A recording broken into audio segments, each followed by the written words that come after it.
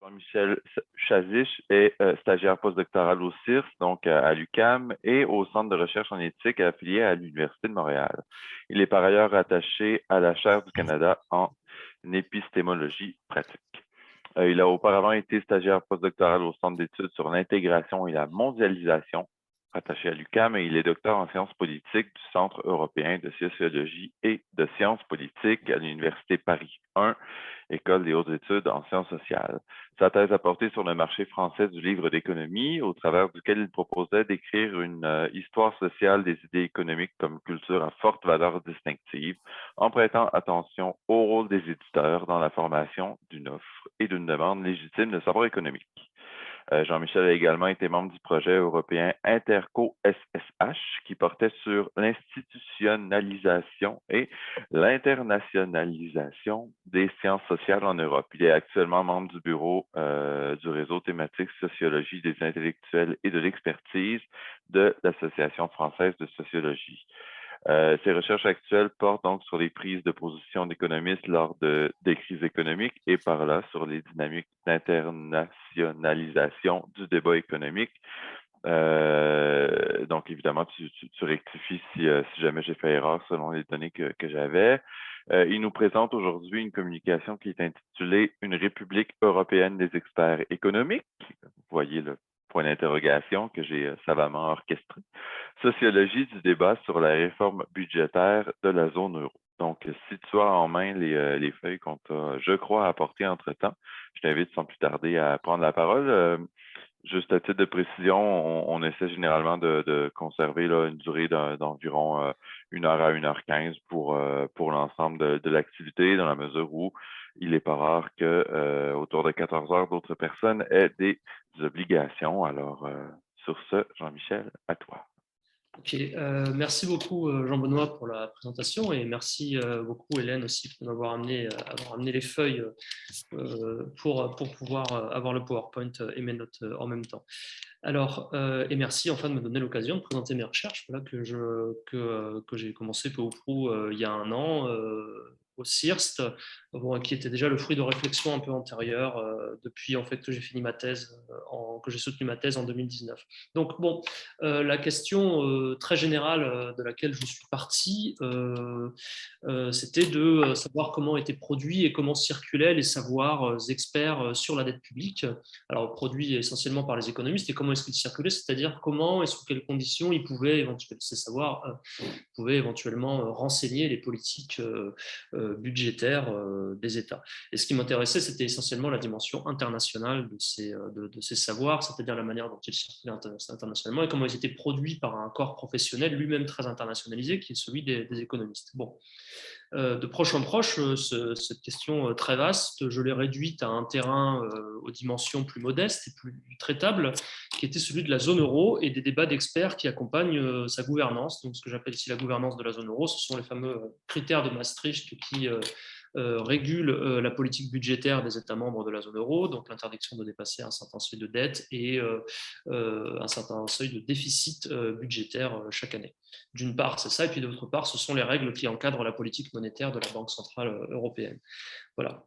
Donc, ça, c'est le terrain. Et plus spécifiquement, je m'intéresse à la période contemporaine, alors contemporaine, c'est-à-dire de ces 10 dernières années environ, puisque davantage, peut-être encore qu'en Amérique du Nord, la zone euro, elle a été marquée depuis la grande crise financière de 2008-2009 par la persistance d'un paradigme austéritaire qui contraint très fortement les politiques économiques des États membres de la zone euro. Et donc, il y a toute une littérature qui s'est développée sur comment est-ce qu'on peut expliquer le fait que la zone euro soit plus encline à choisir l'austérité par rapport aux pays d'Amérique du Nord, et notamment aux États-Unis. Hein. Et on l'a vu encore avec la récente pandémie, où en fait il y a une politique beaucoup plus dépensière aux États-Unis qu'en Europe, en tout cas au niveau de l'Union européenne. Alors, une partie il y a une très vaste littérature donc, qui s'est développée. Je vais revenir ici principalement sur les approches, sans prétention à l'exhaustivité, sur les approches constructivistes qui sont un pan important de cette littérature et qui prêtent attention donc au processus de cadrage des différentes crises économiques, notamment la crise des subprimes avait été l'interprétation dominante en Europe a été finalement que cette crise, la crise de l'euro en fait qui a suivi la crise des subprimes n'était pas liée en fait à des comportements d'acteurs privés qui étaient non prudents, mais était plutôt lié à l'irresponsabilité budgétaire des États. En gros, voilà, s'il y avait une crise de la dette publique dans la zone euro entre 2010 et 2012 environ, c'est pas parce que les États ont dû sauver leurs banques, mais c'est parce que ces États ont fait preuve ont été trop dépensiers dans les années qui précèdent la crise, donc au tout début des années 2000. Voilà. Dans le même temps, il y a eu des tentatives de mobilisation pour imposer plus forte intégration budgétaire européenne par le biais notamment de l'émission d'une dette publique européenne commune à tous les États. Ces mobilisations ont été un échec. Voilà, donc ça très rapidement pour ces approches constructivistes. En même temps, ces approches constructivistes ont du mal à expliquer pourquoi est-ce que la Banque centrale européenne, de son côté, a semblé se départir de son cadre très orthodoxe qui lui interdisait de se préoccuper d'autre chose que de l'inflation. Voilà, donc il semblerait qu'à la Banque centrale européenne, il y a eu un processus d'apprentissage, c'est-à-dire devant la crise de la zone euro, la Banque centrale européenne a fait évoluer son modèle d'intervention avec une philosophie plus souple. Voilà. Ce qui d'ailleurs n'a pas été sans poser de problème au sein de la Banque centrale européenne. Mais les approches constructivistes qui ont tendance à insister sur la domination des approches orthodoxes, néolibérales, ont du mal à expliquer comment la BCE a évolué. Voilà, donc pour ces approches constructivistes. L'autre frange de la littérature sur laquelle je voudrais revenir très rapidement, c'est l'apport de la sociologie des professions qui s'intéresse donc plus spécifiquement au rôle que jouent les économistes dans la manière dont on comprend les crises économiques et l'influence que peuvent avoir donc les savoirs, l'influence ou la non-influence d'ailleurs que peuvent avoir les savoirs économiques sur la manière dont on construit les politiques économiques. Alors, un article qui a été très important dans la manière dont j'ai construit ma réflexion, c'est un article qui est d'ailleurs très souvent cité, c'est celui de Farrell et Quiggin, paru en 2017, et qui insiste en fait sur l'importance du consensus pour expliquer l'influence des économistes. Il s'intéresse tout particulièrement à ce qu'on a appelé la fenêtre keynésienne qui est très brève, en fait, qui s'ouvre en 2009-2010, qui est ce très bref moment de 10-12 mois pendant lesquels les pays du G20 redeviennent keynésiens. Et pour expliquer ça, ils disent qu'en fait, il y a un consensus apparent pour que les États dépensent de l'argent public pour sortir de la crise financière.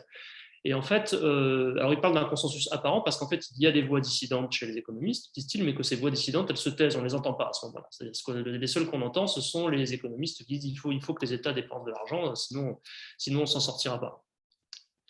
Et voilà, donc, et finalement, parce qu'il y a ce consensus apparent chez les économistes, ça emporte la décision chez les politiques. En tout cas, c'est le modèle qu'ils dessinent.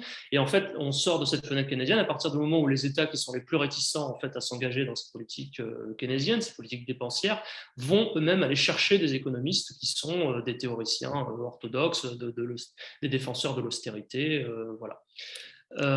Et donc, à partir du moment où ces États vont chercher des économistes pro-austérité, le consensus se brise et on retombe on sort du consensus apparent pour des politiques de relance keynésienne. Voilà, donc ça c'est le premier modèle. Et en même temps, alors c'est très convaincant l'approche de Farrell et Quiggin, et en même temps c'est un modèle essentiellement processuel, c'est-à-dire séquentiel, c'est-à-dire ils disent voilà, on a telles étapes qui se déroulent dans tel ordre, on a l'ouverture de la fenêtre, on a ce qui se passe ensuite avec des États qui mobilisent les économistes orthodoxes, et puis on a la fermeture de la fenêtre keynésienne. Voilà. Et il y a un problème, à mon avis, un angle mort dans cette approche, c'est qu'il n'y a pas de spatialisation, c'est-à-dire quand on parle du consensus parmi les économistes, on ne sait pas exactement qui sont les économistes et à qui on s'intéresse. Alors, il y a d'autres approches qui à mon avis, aident à combler cette difficulté. C'est les approches, notamment, donc, encore une fois, en termes de sociologie des professions, celles qui, par exemple, s'intéressent les approches en termes de centre-périphérie de la profession économique qui permettent de comprendre les logiques de diffusion des théories orthodoxes. Il y a un article par exemple de Delgado Tier, j'ai oublié de noter son prénom, qui s'intéresse à ce qu'on appelle les Bocconi Boys, qui sont en fait des économistes de l'université italienne de Bocconi à Milan, qui ont été. Alors, il y a toute une entreprise de cette université pour envoyer ces économistes aux États-Unis. Ils vont se former ou travailler dans les universités américaines, tout en gardant un statut de chercheur associé à l'université de Bocconi. Puis ensuite, ils reviennent à Milan et donc ils importent avec eux tout un appareil de théorie économique néoclassique par lesquelles ils vont justifier ou légitimer les politiques d'austérité. Voilà, l'économiste Bocconi le plus célèbre, peut-être, qui est mort récemment, c'est Alberto Alesina, qui a été donc, pendant la crise des subprimes, qui a été peut-être le théoricien le plus célèbre des politiques d'austérité. Voilà. Il y a aussi des travaux qui s'intéressent aux effets au type de carrière ou aux effets qu'elles ont sur la socialisation intellectuelle des économistes. C'est-à-dire, selon les institutions par lesquelles vous êtes passé, vous avez plus ou moins de chances d'être pro-austérité ou anti-austérité. Voilà. Et puis d'autres travaux qui s'intéressent aux acteurs intermédiaires et multipositionnés, travaux de Coman, c'est ça, Coman en 2019, qui s'intéresse notamment aux économistes des think tanks européens, en montrant que ce sont en fait des intermédiaires entre le monde académique et le monde des institutions européennes, et que ce sont ces acteurs-là qui vont faire office de relais, en quelque sorte, qui vont travailler à la conversion des idées économiques en politique économique, pour le dire très rapidement. Bon, moi, l'approche que j'ai privilégiée en indécrottable bourdieusien, c'est une approche plutôt en termes de champs, et notamment de champs internationaux, puisqu'il y a là aussi une très vaste littérature qui s'est développée. Alors, à mon avis, l'intérêt spécifique de cette approche en termes de champ, pour le problème qui nous concerne, c'est qu'elle invite, voire elle oblige à tenir ensemble au niveau national et au niveau international. Donc, il y a cet article de Yves Desalet et Michael Madsen, où en fait, ils s'engagent dans toute une critique de la littérature en théorie des relations internationales, et notamment de l'écueil qui consiste à isoler un niveau international qui existerait indépendamment des logiques nationales. C'est pour ça que d'ailleurs, ils préfèrent parler de stratégie d'internationalisation. Il n'y a pas d'international en tant que tel, il n'y aurait que des dynamiques d'internationalisation. Voilà. Et donc, il faudrait sans arrêt tenir ensemble le niveau national et le niveau international. Alors, sur le plan théorique, ça se traduit, il y a un article de Larissa Buchholz en 2016 qui est très souvent cité, où en gros, il s'agit de qu'est-ce que c'est qu'un champ international par rapport à un champ bourdieusien national. C'est un champ qui est pris dans des logiques de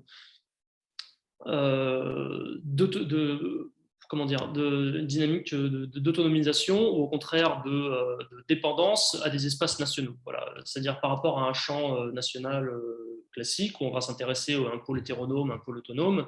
Un pôle hétéronome qui serait par exemple dans les espaces artistiques, par exemple, les logiques d'autonomisation ou au contraire de dépendance à des intérêts politiques, économiques, religieux, etc. Bon, là, on aurait la même chose, sauf que les logiques d'indépendance ou au contraire de dépendance ou au contraire d'autonomisation se feraient par rapport au niveau national. Voilà. Alors, il y a des applications de ça qui fonctionnent très bien. Par exemple, pour l'Union européenne, si on s'intéresse par exemple aux procédures de recrutement des fonctionnaires européens, il y a des travaux de Didier Georgakakis en France qui montrent que, par exemple, il y a différentes traditions administratives nationales qui vont être importées dans les institutions européennes. Par exemple, tel commissaire européen va importer avec lui tout son cabinet, des gens qu'il a recrutés dans son pays, et donc il va réimporter des manières de faire, des manières d'être administratives qui sont propres à son pays. Et en même temps, à l'intérieur des institutions européennes, il y a tout un travail pour essayer de lutter contre ça, justement pour essayer de créer un style administratif qui soit proprement et spécifiquement européen et qui ne soit pas dépendant donc, des bureaucraties ou des administrations françaises, allemandes, italiennes, etc. Voilà. Donc des tensions permanentes entre des logiques nationales et des tentatives d'émancipation de ces logiques nationales pour créer un champ européen qui soit indépendant de ces logiques nationales. Alors, plus particulièrement, moi, ce qui va m'intéresser, c'est la notion de champ faible des études européennes. Donc, il y a cet article très célèbre d'Antoine Vaucher et Stéphanie Lee Mudge, qui est paru en 2012, dans lequel il propose de décrire le champ des études européennes comme champ faible. Alors, le champ des études européennes, c'est le champ en fait, de l'ensemble des savoirs académiques qui sont investis dans la production, dans la légitimation de la construction européenne, et notamment les savoirs en sciences économiques et en droit. Voilà. Et donc, ce qu'ils disent, c'est que ce champ est faible au sens où, précisément, il est très fortement dépendant des champs académiques nationaux qui lui préexistent. C'est-à-dire que les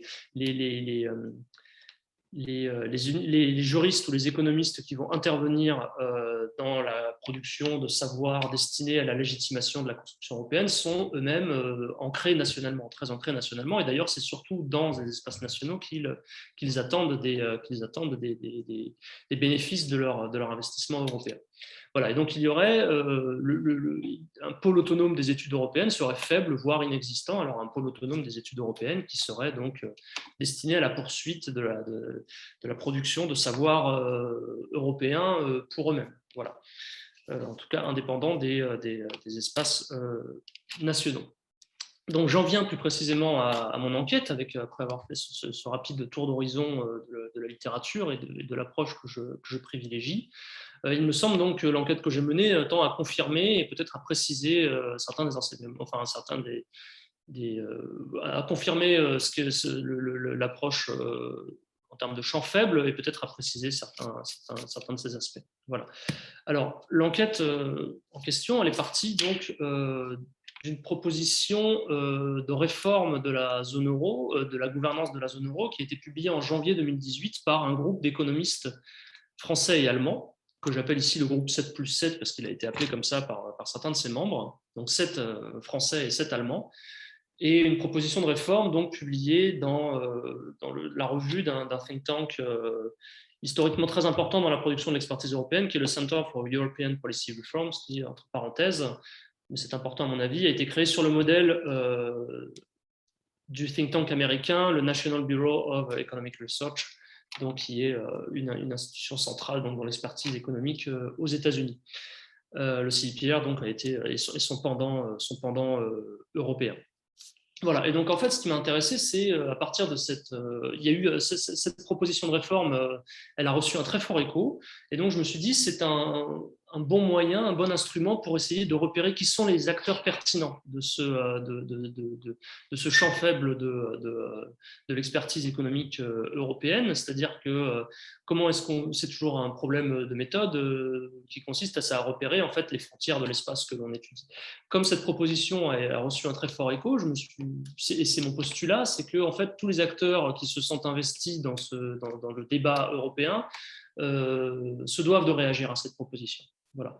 Et donc, en répertoriant l'ensemble des citations de cet article depuis 2018, on va avoir une bonne approximation en fait de la population des acteurs du débat sur la réforme de la gouvernance de la zone euro. Voilà. Donc, ça m'a conduit à un travail de fouille manuelle, essentiellement sur les sites internet des think tanks, sur les sites internet des comités d'expertise économique nationaux et européens, et enfin de la littérature scientifique grâce à Scopus. J'ai répertorié comme ça 167 articles qui citent la proposition du groupe 7+7, la proposition de réforme du groupe 7+7, et donc 167 articles et 235 auteurs. Je ne reviendrai pas aujourd'hui sur l'analyse de réseau qui est encore en cours, l'analyse de réseau, enfin des citations des 167 articles. Je vais surtout me concentrer en fait sur la prosopographie des 235 auteurs qui donc ont réagi à la proposition de réforme du groupe d'économistes franco-allemands. Je ne reviens pas je pourrais revenir si vous voulez sur les think tanks que j'ai visés et sur le coup de sonde que j'ai passé un peu dans différents sites internet pour essayer de répertorier les réactions.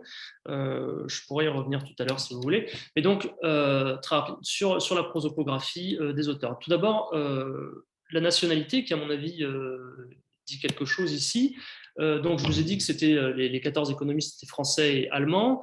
Et en même temps, c'est pour eux une manière, c'est très important dans leur stratégie de présentation de soi. C'est-à-dire que dans le texte, dans la proposition de réforme et dans les tribunes de presse qu'ils ont publiées par ailleurs pour faire la promotion de leur proposition de réforme, ils se présentent de cette manière-là. En gros, nous sommes des économistes, mais nous sommes aussi des Français et des Allemands, hein. Et donc, à la fois, nous sommes un peu les représentants des intérêts économiques de nos pays respectifs, et en même temps, nous sommes en mesure de trouver un compromis, une réconciliation, hein, c'est le titre même de leur texte, hein, Reconcile Risk Sharing and Market Discipline. Nous sommes en mesure de trouver un compromis, une réconciliation, précisément parce que nous sommes des économistes et donc appartenant à une profession globalisée, détenteur d'une sorte de savoir universel qui nous permet précisément de dépasser nos intérêts nationaux.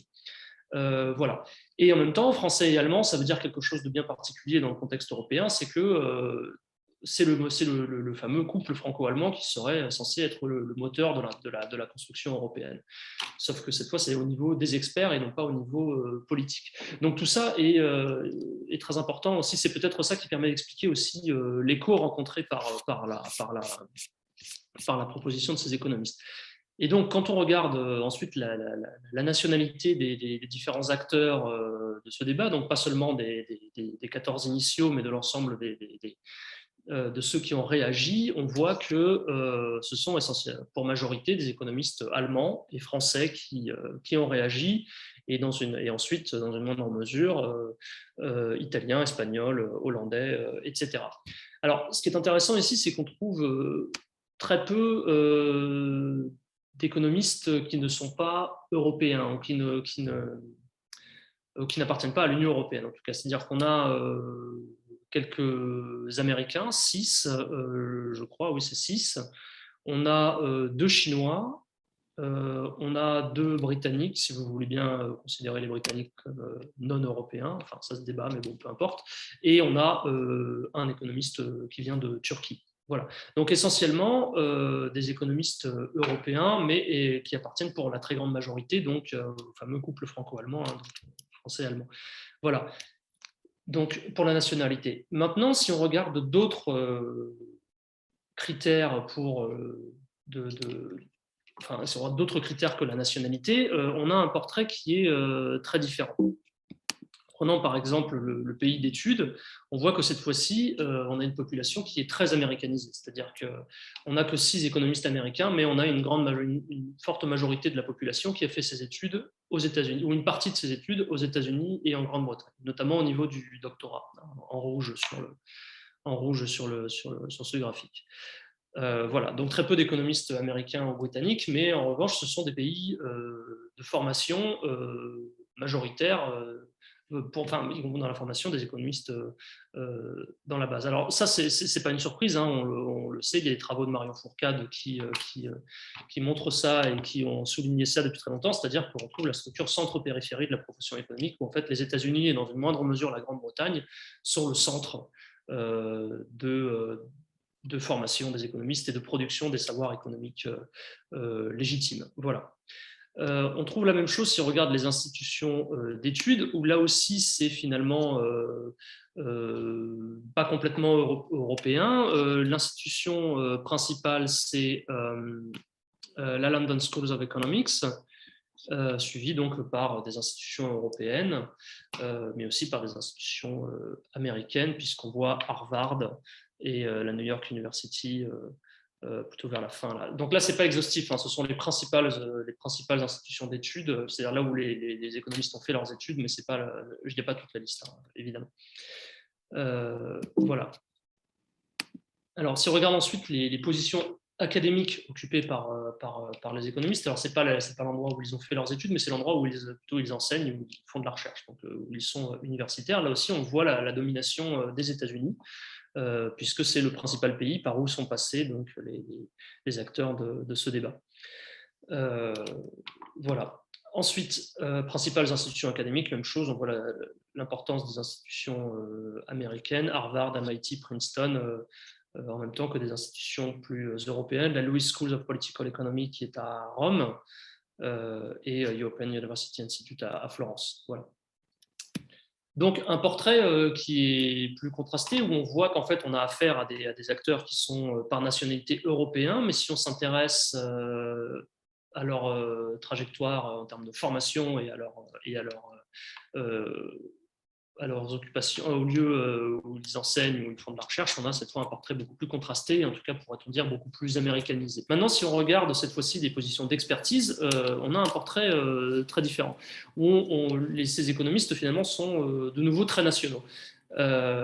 C'est-à-dire qu'il est très rare pour ces économistes, quand ils exercent comme experts, d'exercer en dehors de leur pays. En tout cas, ce n'est pas très rare, mais c'est minoritaire. C'est-à-dire que l'essentiel des positions occupées le sont dans des conseils d'expertise nationaux, c'est-à-dire de leur pays. Alors, si on regarde les conseils économiques nationaux, alors ici, il s'agit en France du Conseil d'analyse économique, en Allemagne du Conseil des experts allemands, voilà, qui sont des instances placées auprès du gouvernement, qui sont chargées de produire à la fois des propositions politiques et en même temps d'évaluer les politiques en cours. Donc, les économistes qui occupent des positions dans ces conseils nationaux sont essentiellement des nationaux justement du pays en question. Je dis essentiellement parce qu'il y a des exceptions et ça demanderait plus de précision, je vais y revenir juste après.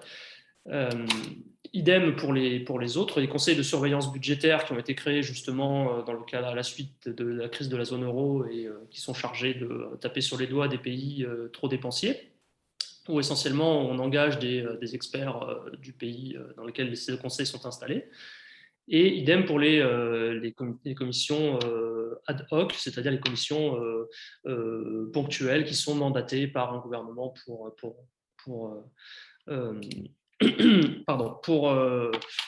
s'exprimer sur un point précis. À l'inverse, on voit que les positions d'expertise au niveau de l'Union européenne, alors en dehors des employés des directions générales, c'est-à-dire dans les conseils d'expertise qui sont précisément comme les commissions gouvernementales au niveau national, mais au niveau de l'Union européenne, et les comités budgétaires européens, on voit qu'il y a beaucoup moins de positions, enfin il y a beaucoup moins de places, tout simplement, enfin 2 fois moins dans la population, on en a 35 contre 64.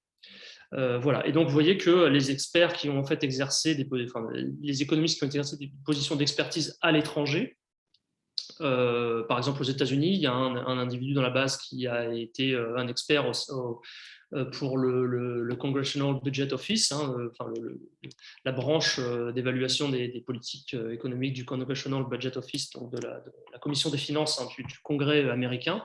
Voilà, mais ces positions, il y en a un dans la base, mais finalement c'est très rare pour un économiste. C'est un Allemand qui a fait ça, mais c'est très rare. Voilà, quand on intervient comme expert de cette manière, on le fait dans son pays essentiellement. Voilà. Donc, très américanisé ou très internationalisé quand on regarde les positions académiques et les trajectoires de formation, mais quand on regarde les positions d'expertise, on a un portrait beaucoup plus national. Alors, qu'est-ce que ça me fait dire, ça c'est que avec ce premier, on voit apparaître finalement la résistance de champs d'expertise économique qui sont donc historiquement nationaux et qui persistent, qui sont toujours très nationaux. Et que le débat autour de la réforme de la zone euro, il se fait pour grande partie à partir de ces institutions d'expertise nationales. C'est-à-dire que parmi les principales institutions qui participent à ce débat, on a le Conseil d'analyse économique en France et le Conseil des experts économiques allemands. On pourrait même dire que ce sont les principaux acteurs de ce débat. Donc ce ne sont pas des institutions européennes qui sont centrales dans ce débat, ce sont des institutions nationales liées à la France ou liées à l'Allemagne. Alors, ça, c'est quand on regarde les positions d'expertise nationale. Maintenant, si on regarde les positions dans des commissions, des comités d'expertise nationaux liés à des gouvernements, quand on regarde cette fois-ci l'expertise par les think tanks, donc qui sont des institutions privées, oui, en général privées, on a un portrait un peu différent. Alors ça, c'est les banques centrales, j'y reviendrai juste après. Si on regarde l'expertise, le passage par les think tanks, cette fois-ci, on retrouve un portrait plus international, au sens où les principaux think tanks, enfin une grande partie des think tanks les plus représentés sont des think tanks à vocation précisément supranationale, européenne, voire internationale. Donc le think tank le plus représenté, c'est donc le CEPR dont je vous ai parlé tout à l'heure, le Center for European Policy Research. qui est basé à Londres, mais dont l'audience est essentiellement européenne, qui a construit un réseau d'économistes européens, et c'est son principal sujet de préoccupation, ce sont les politiques économiques européennes.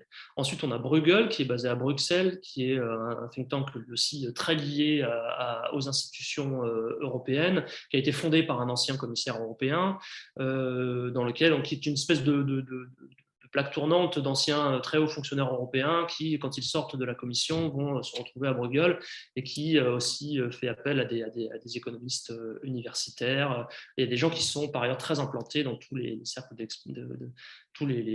d'expertise européens. On a ensuite des think tanks qui ont des audiences et des centres d'intérêt plus nationaux, le CESIFO à Munich et l'Observatoire français des conjonctures économiques en France, à Paris. Voilà, mais on a donc et ensuite un think tank également très international, enfin d'autres think tanks très internationaux, le Peterson Institute for International Economics à Washington, et le Center for European Policy Studies, qui est à Londres et à Bruxelles, et qui, comme Bruegel et comme CIPR, est un des think tanks centraux dans l'expertise économique européenne. Voilà, donc un portrait plus contrasté entre des institutions qui ont une audience et une vocation européenne ou internationale, et des institutions qui sont plus ancrées dans des champs d'expertise nationaux. Donc, par rapport aux organismes d'expertise publique dont j'ai parlé juste avant, l'occupation de position dans les think tanks semble moins dépendante des espaces nationaux, et on peut l'expliquer à mon avis par deux facteurs conjoints. Alors, tout d'abord, donc, c'est la place centrale qu'ont occupé les think tanks dans la construction justement de ce champ faible des études européennes, comme des institutions qui sont centrales dans la production de l'expertise économique européenne, donc la présence, le rôle historique du CIPR, notamment donc le CIPR qui est le principal, qui est le principal think tank, qui est déjà très ancien puisqu'il a été créé en 1983. Voilà, mais aussi de Bruegel et du CIPS. Alors, le premier facteur, donc, c'est ça, c'est le rôle historique pris par les think tanks dans la production de l'expertise économique européenne. Et le second, c'est aussi le rôle qu'ils jouent au sein de la profession économique plus généralement. C'est-à-dire qu'il est beaucoup plus fréquent pour des économistes d'être membres de think tanks, justement, par où ils vont exercer une influence politique, ou tenter d'exercer une influence politique.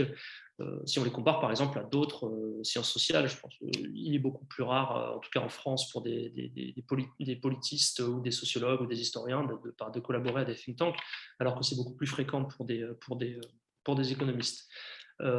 Voilà. Alors, je reviens à la page suivante. Donc, ce premier triaplat, malgré tout, il fait apparaître, je crois, la résistance de la structuration nationale de l'expertise économique par rapport aux espaces académiques qui sont, eux, beaucoup plus internationalisés et même américanisés.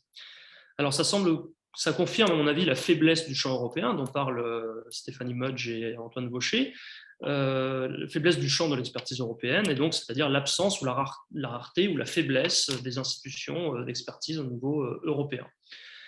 Deuxièmement, cette faiblesse institutionnelle d'un niveau européen de l'expertise économique, elle a pour conséquence que l'espace du débat, il réfracte des structures de domination qui sont propres, qui sont très politiques.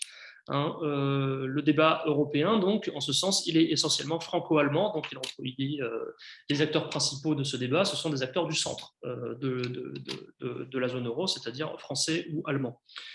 Voilà. Alors, cependant, la présence majoritaire des positions d'expertise dans les instances nationales, elle ne dit rien en tant que telle de la domination de ces instances. Et c'est là que j'en viens, pour les 10 dernières minutes qui me restent, à l'analyse de correspondance multiple que j'ai faite avec la prosopographie des acteurs de ce débat. Alors, je me concentrerai sur les deux premiers axes de l'analyse de correspondance multiple. J'espère que c'est lisible. Alors, le premier axe, il fait apparaître, à mon avis, une opposition essentiellement statutaire. Le premier axe, donc horizontal, de gauche à droite, statutaire, parce que nous avons dans la gauche du plan des acteurs qui sont essentiellement des experts salariés des institutions où justement ils exercent comme experts.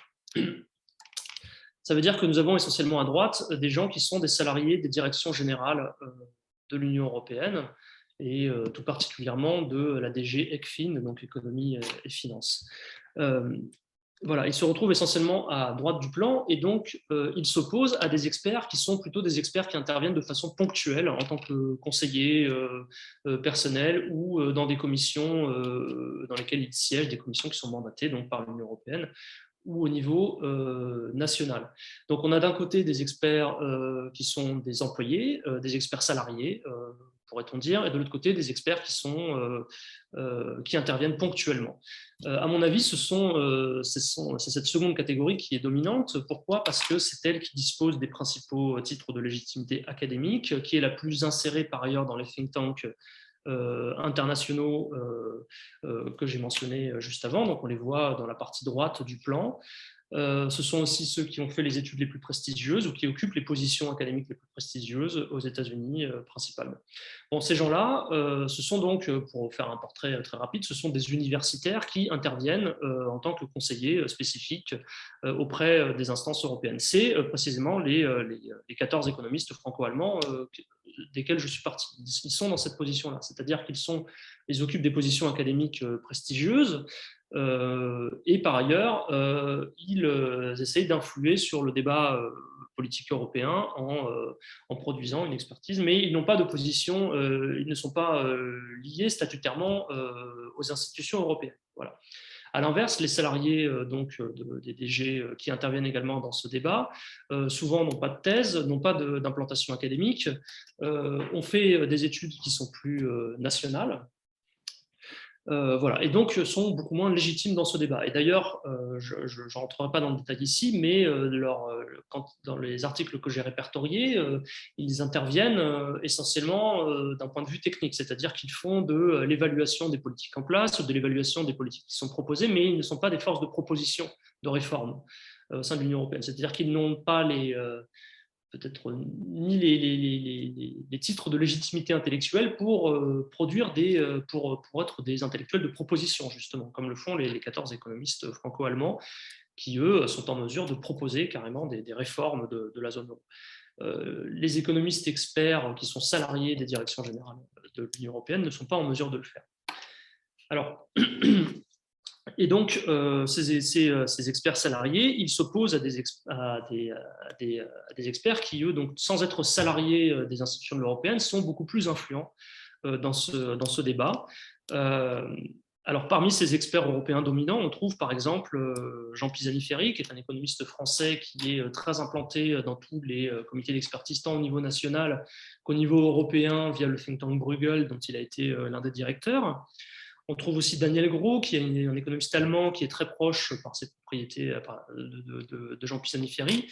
D'ailleurs, tous les deux sont souvent mentionnés comme étant parmi les experts des experts centraux dans la légitimation scientifique de la monnaie unique. C'est-à-dire qu'en 1990, ils sont les principaux rédacteurs d'un rapport qui va être diffusé par la Commission européenne et qui tente de justifier par des arguments scientifiques la création de la monnaie unique européenne. On trouve aussi Thomas Wieser, qui est un économiste américano-autrichien et qui, pendant toute sa carrière, a alterné entre des positions de direction au niveau du ministère des Finances en Autriche et des organismes de conseil de l'Union européenne. Donc voilà, en 2011, il a été nommé président à temps plein de l'Eurogroup Working Group, qui est un comité d'experts de l'Eurogroupe, donc qui réunit les pays membres de la zone euro. Et c'est une position qu'il cumule avec celle de vice-président du comité économique et financier, qui est une autre instance de conseil placée auprès, cette fois-ci, du conseil ECOFIN, donc la réunion des ministères de l'économie et des finances des pays membres de l'Union européenne. Voilà, donc ces deux positions d'experts en font de lui, d'après les témoignages de différentes personnes, une espèce de figure incontournable dans les négociations de très haut niveau au niveau européen. Donc, par exemple, Yanis Varoufakis, dans son témoignage des négociations qu'il a menées plutôt contre les institutions européennes à l'été 2015, il mentionne Thomas Wieser comme étant une espèce d'acteur incontournable qui a été, d'après lui, dans tous les mauvais coups faits par la Troïka à la Grèce. Voilà. Et il parle de l'expression de deep establishment, donc état profond de l'Union européenne, dont ferait partie ce Thomas Wieser. Voilà. Pour le premier axe, donc un axe, une opposition statutaire entre experts salariés et experts ponctuels, mais en fait beaucoup plus influents. Alors, une deuxième chose qu'on peut voir, c'est que d'ailleurs, on a des experts salariés dans les directions générales de l'Union européenne, mais pas seulement. On a aussi des experts qui sont salariés au niveau national dans les ministères. Par exemple, des économistes qui travaillent dans les différentes directions du Trésor, mais qui sont donc qui sont des salariés et pas des conseillers du prince qui interviennent ponctuellement. Alors voilà, on voit ici les employés des directions générales européennes qui se concentrent dans la gauche du plan et à l'inverse, ce que j'ai appelé les conseillers extérieurs qui sont mandatés dans les groupes d'experts de haut niveau, etc. Donc ils sont plutôt dans la droite du plan. Et on voit la même chose dans l'expertise ministérielle. Donc on a plutôt à gauche une gradation de la gauche vers la droite. Donc à gauche, les gens qui sont des employés, qui travaillent à temps plein dans les directions ministérielles. Et puis aussi les gens qui s'occupent des positions de direction dans ces ministères, et à l'inverse, les conseillers extérieurs, donc les gens qui sont des conseillers spéciaux auprès du ministre, ou des gens qui vont intervenir dans des commissions gouvernementales, etc., qui sont plutôt à droite, même si effectivement l'opposition est quand même moins visible que pour les employés de l'Union européenne. Mais malgré tout, je crois, on peut voir visuellement une petite gradation de la gauche vers la droite. Alors, ensuite, le second axe de l'ACM fait apparaître une opposition entre les experts les plus ancrés nationalement, notamment en France et en Allemagne, et une partie des acteurs internationaux du débat européen. Donc, on a dans la partie basse du plan des gens qui occupent des positions dans les conseils d'expertise nationaux, notamment donc en France et en Allemagne. C'est ici la modalité où est-ce qu'elle est, voilà, tout en bas, la modalité orange, jaune que vous voyez, donc National Economic Council, donc des gens qui siègent, qui sont dans les boards, et voilà, donc ils sont plutôt dans la partie basse du plan et qui s'opposent à des acteurs beaucoup plus internationaux qui, eux, travaillent dans les organisations internationales, notamment le FMI, IMF Staff en vert dans la partie haute du plan, ou dans les grandes banques centrales, la BCE ou la Réserve fédérale. Et aussi, enfin, dans le secteur privé, donc des gens qui sont des économistes d'entreprise ou de sociétés d'assurance et qui peuvent intervenir également dans ce débat.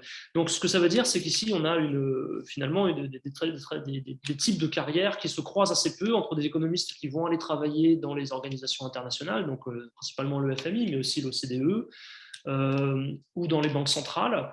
Les banques centrales, plus spécifiquement, donc Banque centrale européenne et Réserve fédérale, donc, qui sont qu'on pourrait quasiment qualifier d'organisations internationales. Donc, ces types de trajectoires d'économistes internationaux, et à l'inverse, des économistes qui ont des trajectoires beaucoup plus nationales. En tout cas, quand on regarde leurs activités d'experts, leurs activités de conseil. C'est-à-dire que les économistes qui siègent au Conseil d'analyse économique en France sont rarement passés par les organisations internationales. En tout cas, ils n'y ont pas travaillé, ils n'ont pas été employés de ces organisations. Voilà. Alors, j'arrive au bout des 45 minutes que je m'étais donné. Donc, une conclusion temporaire, puisque comme vous l'aurez compris, ce sont encore des recherches qui sont en cours. Finalement, la prosopographie des auteurs impliqués dans le débat déclenché par la proposition des économistes franco-allemands, elle fait apparaître, donc, je crois, un champ de l'expertise économique européen qui est structuré par l'opposition entre un niveau national plutôt dominant et un niveau européen, donc qui est effectivement faible, en tout cas faiblement institutionnalisé. Voilà. Donc ce champ de l'expertise européenne, il est faible parce qu'il ne dispose pas ou trop peu d'institutions d'expertise qui sont autonomes et qui seraient comparables au conseil d'expertise existant au niveau national. Voilà. Et je m'arrêterai là. Merci de votre attention. Alors, merci beaucoup, Jean-Michel, pour cette conférence. Je dois dire que moi, je l'ai suivi avec beaucoup d'intérêt, puis avec une espèce d'impression de suspense, de toujours savoir qu'est-ce qui va arriver. Donc, je te remercie. Je ne sais pas si c'est la nature des données et des forces en jeu ou simplement ta qualité de présentateur, mais j'ai beaucoup apprécié. J'aimerais donc ouvrir la discussion si des questions parviennent de l'assistance. Donc, juste lever la main ou prendre la parole allègrement. J'ai l'ami François Claveau ici qui lève la main. Alors, je t'en prie, François, vas-y. Je suis docile, hein? Je lève la main, merci.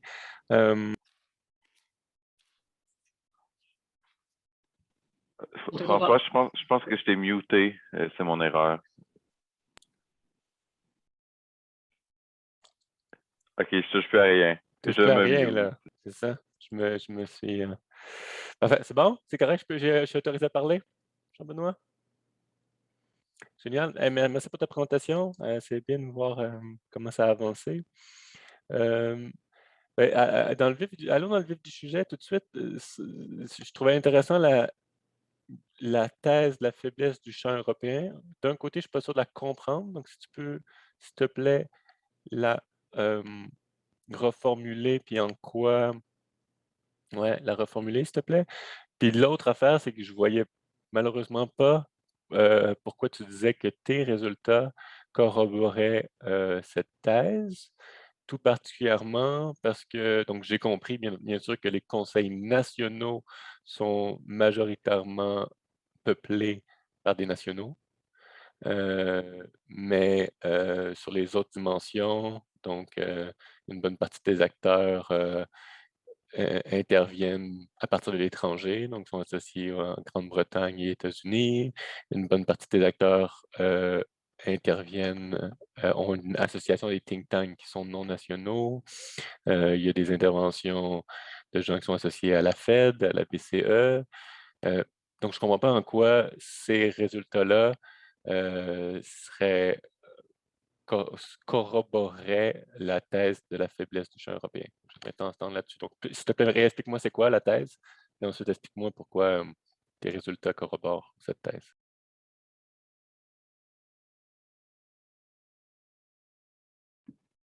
Merci François pour ta question. Alors au début, moi, j'étais pas parti j'avais pas en tête quand j'ai commencé à travailler cette idée de champ faible. Et puis c'est finalement en découvrant les résultats que j'ai eu l'impression que ça marchait assez bien en relisant l'article de Stéphanie Mudge et Antoine Vaucher. Alors peut-être c'est ce que j'ai pas dit tout à l'heure et c'est peut-être de là qu'il faut partir, c'est que leur point de départ à eux, c'est de travailler sur c'est tous les travaux qui reviennent sur la construction des États-nations et le rapport qu'il y a eu entre la construction des États-nations modernes et des disciplines des sciences sociales. Alors, il y a une partie de l'article où il rappelle toute cette littérature qui montre comment est-ce que les disciplines des sciences sociales modernes ont maille à partir avec la construction de l'État-nation. Et disent finalement, si on reprend ce modèle et qu'on l'applique à la construction européenne, qu'on envisage la construction européenne comme du state building, hein, vraiment, on voit que le rapport aux sciences sociales est très différent, puisque justement, dans la construction européenne, il n'y a pas une co-construction des disciplines des sciences sociales avec l'Union européenne. Donc en fait, l'Union européenne doit faire avec des traditions académiques et des traditions intellectuelles, pas seulement des traditions aussi, mais avec des champs, avec des institutions, des acteurs, des types de formations, etc., qui sont déjà constitués. Voilà. Et donc finalement, le champ est faible parce que il n'y a pas de. Alors c'est peut-être là que j'arrive déjà à la deuxième partie de ta question, c'est qu'effectivement, ça ne corrobore pas, peut-être que ça amende en partie les résultats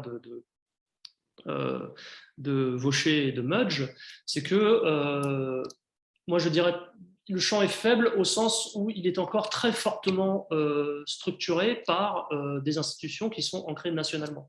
Il existe des institutions d'expertise au niveau européen, mais elles, je dirais qu'elles sont encore assez marginales, notamment elles n'ont pas le capital symbolique d'un conseil des experts économiques allemands. Elles ont du mal à attirer les acteurs qui sont les plus prestigieux au sein de la profession économique, qui, quand ils vont faire les experts, le font essentiellement dans des institutions nationales encore. Voilà, donc en fait, il existe finalement un champ de l'expertise européenne, mais il y a des institutions proprement européennes, les think tanks en sont, mais ces institutions doivent faire aussi avec des instances nationales, c'est-à-dire qu'un des acteurs, comment le dire, je pense qu'on pourrait comparer la situation européenne avec les États-Unis, par exemple, où vous avez un Council of Economic Advisors, qui est une instance, pareil, qui dispose d'un très fort prestige, d'un très fort capital symbolique dans l'espace de l'expertise économique aux États-Unis. Bon, vous comparez ça avec l'Europe, où c'est comme si vous aviez une dizaine de Council of Economic Advisors, ou en tout cas 4 ou 5, disons, qui sont au niveau national. Donc, on n'a qu'à imaginer aux États-Unis qu'on ait un débat de l'expertise, un débat entre experts qui soit structuré par l'opposition entre le Kansas et la Californie.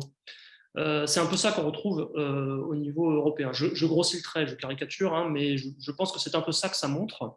Et c'est en ce sens-là que le champ est faible. Voilà. Les économistes européens de dominance, qui ont les plus belles carrières, qui sont les plus prestigieux, ne sont pas tentés d'aller siéger dans les institutions européennes. Enfin, il y en a, mais ça reste finalement relativement rare. Ensuite, effectivement, il y a des acteurs qui interviennent depuis les organisations internationales, depuis le FMI notamment, mais aussi depuis les banques centrales. Mais ils ressemblent en grande partie aux experts salariés de l'Union européenne que j'ai mentionnés. C'est-à-dire que ce ne sont pas des gens qui ont une influence très forte. Ce n'est pas les plus connus, ce n'est pas les plus écoutés, ce n'est pas les plus centraux, ce n'est pas eux qui ont les plus belles carrières académiques, etc. Voilà. Au FMI, finalement, le profil des experts du FMI est assez proche de celui des gens qui travaillent à la Commission européenne. Voilà, donc ils sont là, ces acteurs, ils sont présents au sens où moi je les ai répertoriés parce qu'ils ont cité la proposition des cadres économistes, mais ils sont plutôt relégués, ils ont des positions plutôt subalternes dans ce débat. Voilà. À quelques exceptions près, évidemment. Hein. L'exception pour le FMI, ce serait Olivier Blanchard, hein, mais à mon avis, c'est plutôt une exception que la règle. Olivier Blanchard, donc ancien chief économiste du FMI, qui lui a une position très importante dans tous ces débats. Voilà, j'espère que ça répond à ta question. Je ne sais pas si c'était très clair. Mais voilà ce que je pouvais dire, je crois.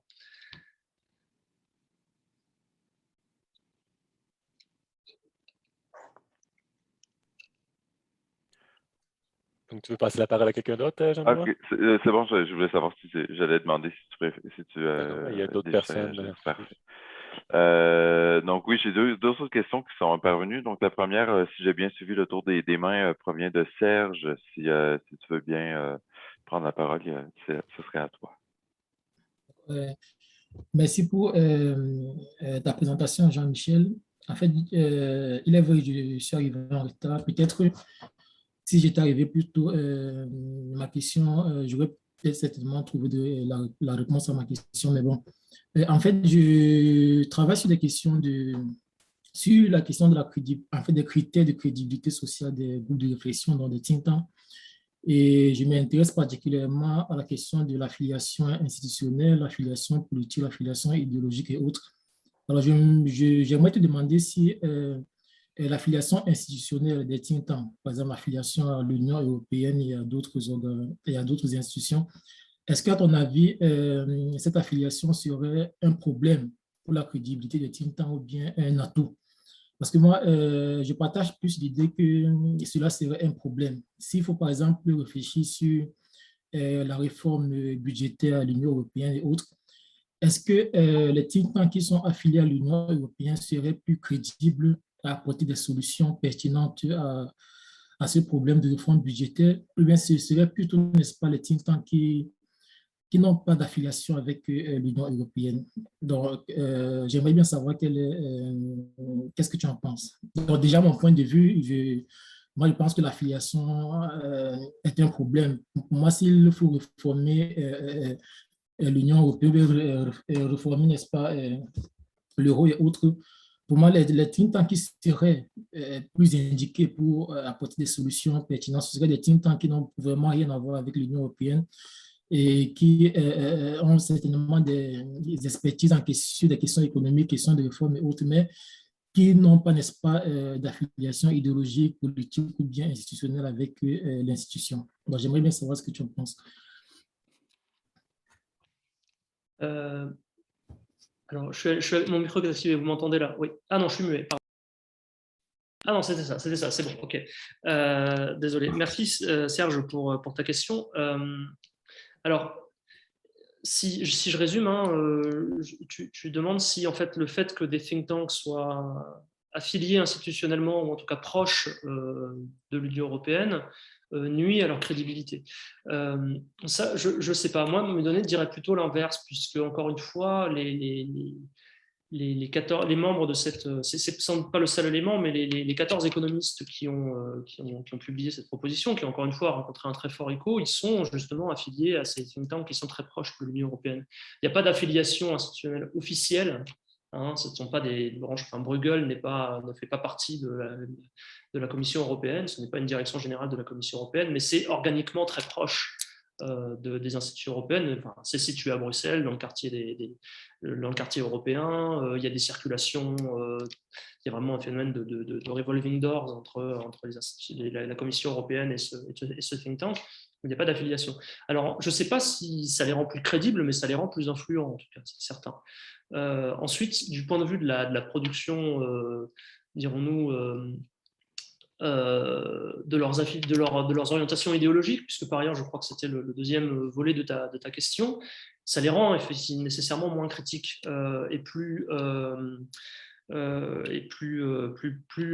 enclin à trouver des solutions politiquement faisables. Et là, moi, il y a un autre travail qui m'a beaucoup intéressé, c'est une sociologue française qui s'appelle Ulrike Lepont, qui a travaillé sur les experts qui sont intervenus sur les tentatives de réforme du système d'assurance santé aux États-Unis et qui montrent qu'en fait, à un moment, les experts qui vont l'emporter, ce n'est pas des experts qui sont porteurs de solutions pertinentes d'un point de vue de santé publique, mais c'est les experts qui portent des solutions qui sont politiquement faisables.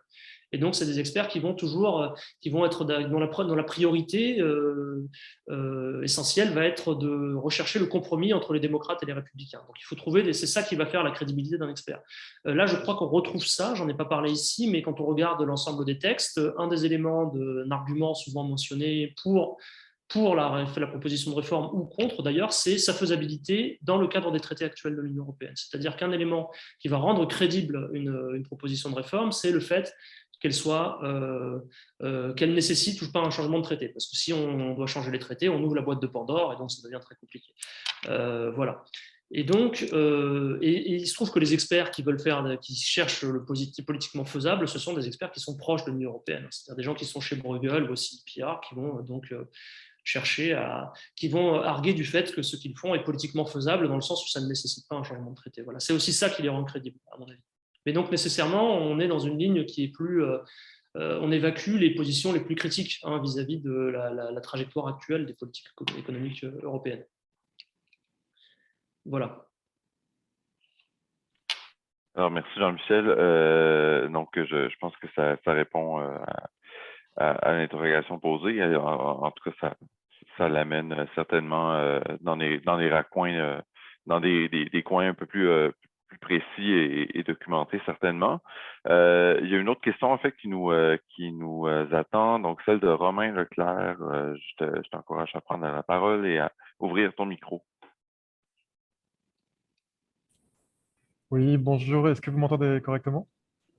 Oui, tout va bien. Je me présente, Romain Leclerc, je suis professeur de sciences politiques au département de sciences politiques et Jean-Michel avait fait un premier postdoctorat sous ma direction avant de rejoindre le CIRS, donc sa présentation m'a beaucoup intéressé pour voir comment les choses avaient avancé. J'avais plusieurs petites questions. Tu as passé un peu vite, Jean-Michel, sur les grandes variables et les modalités de ton ACM. Est-ce que tu peux revenir dessus? Parce que j'aimerais bien juste... Enfin, j'ai raté ça, en fait, au moment de la présentation. Puis notamment, au niveau des variables actives, lesquelles vont peser... quelles modalités pèsent le plus dans ton ACM, hein? Donc, c'était juste pour avoir ça bien en tête. Puis ensuite, deux questions un peu générales. C'était intéressant, j'ai trouvé la revue de littérature au début de ta présentation, mais je n'ai pas très bien compris finalement ce que tu dis à la fin. Je suis un bourdieusien indécrottable et donc je choisis la perspective bourdieusienne, mais tu n'as pas vraiment dit en fait comment tu te positionnes par rapport aux littératures que tu présentes très bien, et en particulier par rapport à la sociologie des professions, parce que quand tu présentes finalement tes acteurs, moi j'ai l'impression que c'est quand même pas mal une sociologie de la profession des économistes. Enfin, j'ai du mal à voir en quoi cette approche bourdieusienne, elle vient contredire les approches de sociologie des professions, et en particulier des capitaux des économistes, ou des trajectoires des économistes, ou du modèle centre périphérique que tu reprends par la suite. Donc juste, si tu peux... en plus, la réponse m'intéresse personnellement, donc si jamais tu as vraiment des choses là-dessus, je serais content de t'entendre. Puis une dernière chose... L'ACM, c'est une méthode qui permet de repérer la structure d'un champ, mais c'est une méthode qui a le défaut d'être très statique. On ne voit pas les trajectoires apparaître dans son ACM, mais ça transforme les trajectoires plutôt en propriété d'acteurs.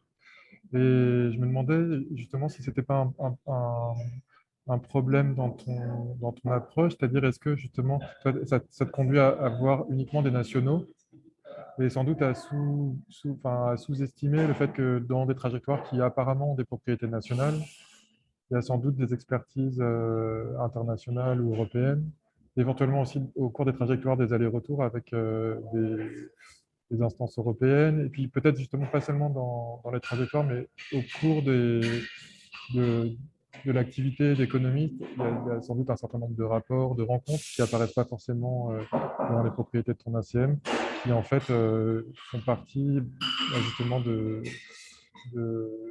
forme de socialisation européenne. Enfin, tu vois, j'imagine des conférences, des rencontres, des lieux, des forums, des expertises demandées, etc. Où en fait, on pourrait dire, bah, ta méthode, en fait, elle ne te permet pas de voir ça, et donc tu surestimes la dimension nationale parce qu'ils sont payés ou appartiennent à des institutions nationales, mais ça ne veut pas forcément dire qu'en fait, ils ne sont pas européens. Je ne sais pas si tu as compris la question, mais c'est ça. Si. Voilà, c'était mes 3 questions. Alors, ouais, merci Romain pour ces 3 questions. Alors, je vais essayer de les aborder dans l'ordre. Alors, revenir sur l'ACM, j'ai mis là, vous voyez encore, je crois, les tableaux sur les principales modalités pour les axes 1 et 2. Donc, vous les voyez toujours, oui? Oui, on les voit, mais ce n'est pas très lisible quand on n'est pas Ouais. spécialiste là, parce que c'est comme tu as mis que des sigles. Ouais, c'est les sigles. Alors, bon, Les modalités, ce n'est pas les variables, alors ici. Ouais, je vois, ouais, bien sûr. Alors, ce que montrent ces 2 tableaux, c'est les modalités avec les plus fortes contributions dans la construction des 2 premiers axes de l'ACM. Donc, en prenant le premier tableau, l'axe 1, la première modalité, c'est les think tanks internationaux, c'est-à-dire la présence dans les think tanks internationaux, c'est-à-dire alors, internationaux, vraiment internationaux, mais aussi les plus spécifiquement européens. Voilà, donc ça, c'est la modalité qui contribue le plus et qui place les acteurs dans la droite du plan. Et qui est donc apparemment fortement corrélé avec le fait d'avoir des positions académiques aux États-Unis, mais aussi d'intervenir comme conseiller extérieur dans l'Union européenne. Donc ça, c'est ADV, EUIS, donc c'est Advisory European Union. J'ai écrit les modalités en anglais puisque je pensais, dans mon idée, j'espère pouvoir publier un article en anglais sur ces questions, donc tout est écrit en anglais, voilà. Ça va aussi avec la présence... alors, oui, il y a que la présence dans les think tanks plus proprement américains. Alors, bon, ça, c'est moins significatif puisque les effectifs sont plus faibles, mais voilà. Mais ça va aussi avec le fait d'avoir des positions académiques à l'étranger, donc avoir une carrière académique internationale. Voilà, donc toutes les modalités qui sont mentionnées, qui sont positionnées dans la partie droite du plan, donc contribution relative sur l'axe 1. Et donc ces modalités s'opposent aux gens qui n'ont pas de position académique, donc last assez known, donc c'est-à-dire des gens dernière position académique. C'était une variable avec 3 modalités, donc dans son pays, à l'étranger ou aucune position académique. Donc voilà, donc on a là des gens qui n'ont aucune position académique, qui n'ont pas de thèse non plus. On le voit un peu plus bas, PhD, no. Et des gens donc qui sont pour majorité ici, on voit les employés des directions générales de l'Union européenne. Voilà. Alors ensuite, et puis il y a d'autres modalités qui n'apparaissent pas dans ces tableaux, mais qu'on voit. Alors, j'ai encore perdu.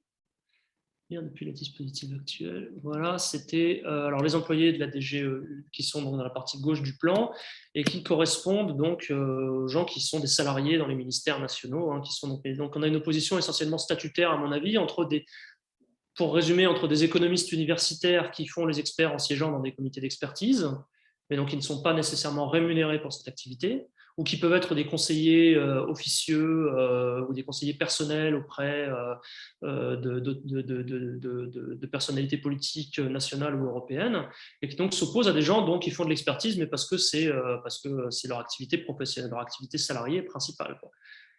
Voilà. Donc il y a une opposition essentiellement statutaire entre ces gens-là, et qui est corrélée à une opposition en termes de capital académique. Et donc, pour revenir à la question de Serge, en termes de crédibilité intellectuelle, il me semble. Et ça, on le retrouve dans les types de textes que j'ai répertoriés. Alors, je ne l'ai pas montré ici, mais ceux qui proposent des réformes, ceux qui disent voilà ce qu'il faut faire pour réformer la gouvernance de la zone euro, ceux qui émettent les critiques aussi les plus fortes des réformes proposées, ils sont dans la partie droite du plan. Ceux qui sont dans la partie gauche font essentiellement un état des lieux techniques, de l'évaluation, ils font fonctionner des modèles. Voilà, mais ils n'interviennent pas ou pas directement ils n'ont pas de position normative assumée. Voilà. C'est ça la grande différence. Donc, dans ce sens-là, ce sont des experts salariés, mais ils sont finalement très relégués dans l'espace du débat européen, il me semble. Ça, c'est la première dimension. Et la deuxième fait apparaître plutôt une opposition entre des nationaux et des internationaux. Au sens où, dans la partie haute du plan, on va avoir des gens qui sont des employés, des économistes du FMI, des banques centrales, notamment européennes et américaines, et des gens qui sont beaucoup plus implantés en tant qu'experts au niveau national, donc qui siègent encore une fois dans les comités d'expertise nationaux, type CAE, type Conseil des experts économiques allemands, etc. Excuse-moi de t'interrompre, Jean-Michel. Et donc, ça veut dire que dans tes variables, tu n'as pas une variable justement d'analyse du contenu des expertises, c'est ça? Pas encore ça. Alors ça, c'est une question de méthode qui est, j'ai essayé de le faire, mais c'est très compliqué. C'est-à-dire, à la fois, j'ai affaire à un matériau qui est parfois très technique et qui m'échappe, dont certaines subtilités m'échappent. Et ensuite, c'est très difficile de trouver des éléments de codage parce que il y a plusieurs dimensions dans l'opposition, si tu veux. Tu peux avoir des oppositions. La proposition franco-allemande, elle va avoir des critiques très orthodoxes, elle va avoir des critiques très keynésiennes. Les points de critique ne sont pas nécessairement les mêmes puisque c'est une proposition de réforme globale, donc on va s'attacher à différents points. Voilà, donc c'est très difficile de trouver un codage. En tout cas, moi, j'ai eu du mal. Alors, j'ai essayé. C'est juste pour vérifier, pour bien comprendre. Donc, c'est juste des variables sur la position professionnelle ou institutionnelle de tes acteurs. Alors, j'ai intégré, j'ai essayé. Alors, ce que j'ai fait, j'ai commencé à faire, c'est de repérer les acteurs qui ont des positions keynésiennes, non contestables. C'est-à-dire les gens qui vont les critiquer à partir d'une critique de gauche, on va dire, de la proposition franco-allemande. Soit parce qu'ils sont rattachés à des think tanks qui sont notoirement keynésiens, comme l'OFCE, l'Observatoire français des conjonctures économiques, ou l'Institut for Macroeconomic Forschung à Berlin, qui est pareil, une institution très keynésienne. Bon, j'ai essayé de coder ça. Et ce qu'on s'aperçoit, c'est que, alors ils apparaissent plutôt dans la. Je ne l'ai pas mis là, malheureusement, je ne crois pas en tout cas. Non, je ne l'ai pas mis. Ils apparaissent plutôt dans la partie en bas à gauche du plan, c'est-à-dire qu'ils ne sont pas très dotés en titre académique. Quand ils ont des carrières académiques, elles sont plutôt nationales. Ils n'ont pas fait leurs études à l'étranger et surtout, ils ne sont pas insérés dans les réseaux des think tanks internationaux, type Bruegel, CIPS, CIPR, et les think tanks américains, etc. Ils ne sont pas dans ces instances-là. Donc, en fait, ils ont un poids qui est finalement, je dirais, sur cette base-là, relativement limité dans le débat européen. C'est-à-dire ils existent, mais c'est plutôt des acteurs marginaux. Voilà. Ils ne sont pas aussi marginaux, ils sont pas dans la même position que les experts salariés de l'Union européenne, mais malgré tout, ils n'ont pas les positions centrales d'un Jean Pisani-Ferry ou d'un Thomas Wieser, par exemple. Voilà. Mais c'est un travail qui est en cours, et d'ailleurs, si vous avez des conseils là-dessus sur comment est-ce qu'on code des positions, parce que moi, c'est un vrai casse-tête, je trouve, en tout cas à mettre dans une ACM. Peut-être que ça demande un travail plus qualitatif et moins statistique. Ensuite, sur l'ACM, encore sur ce que tu disais, alors je suis d'accord avec toi sur le fait que ça ne fait pas apparaître des trajectoires, donc c'est problématique. Il y a des gens qui essayent de le faire dans les ACM, qui codent des trajectoires, mais c'est vrai que ce n'est pas fait pour ça et ça a tendance un peu à aplatir les trajectoires et donc les évolutions possibles. C'est vrai, c'est un défaut. Malgré tout, je crois que ça permet de faire apparaître par exemple, on peut voir ici que les gens qui siègent dans les conseils nationaux, c'est des gens qui ne sont pas passés par le FMI. Bon, voilà, c'est pas un grand résultat, mais quand même, il me semble que ça dit quelque chose de la manière dont se structure l'espace qu'on regarde. Voilà, ensuite. Je passe plus rapidement. Alors sur la littérature, pourquoi est-ce que je parle de champ et en quoi est-ce que c'est intéressant par rapport au reste?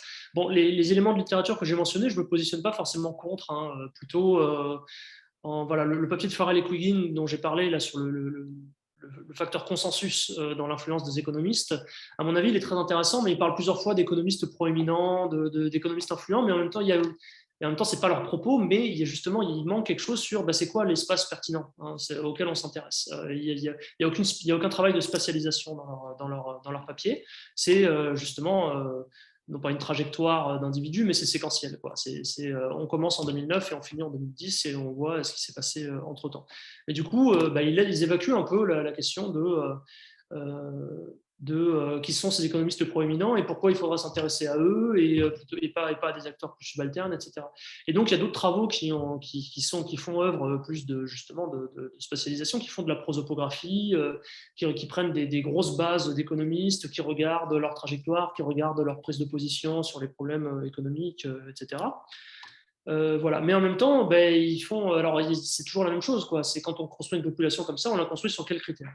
Et donc il y a toujours des risques de biais ici. Et donc moi, c'est peut-être là l'originalité de ma méthode, il me semble, c'est de me dire en fait, je ne vais pas choisir de m'intéresser aux économistes de 3 think tanks, comme le fait le papier